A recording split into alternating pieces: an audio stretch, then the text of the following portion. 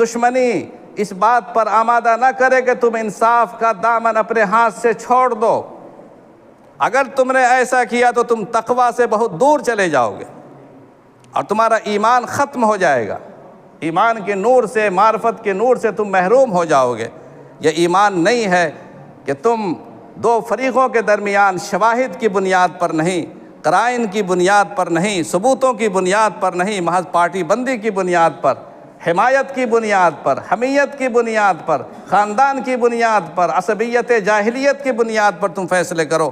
قرآن کریم کہتا ہے کہ یہاں پر بھی اپنے جذبات کو، اپنے اندر کے ابھرتی ہوئی دشمنی یا دوستی کے جذبات کو کنٹرول کرو۔ اگر تم مومن ہو، ایمان نام ہے اپنے آپ کو مان لینے کا، اپنے جذبات پہ کنٹرول کرنے کا، فیصلہ کرو بالکل برابر برابر۔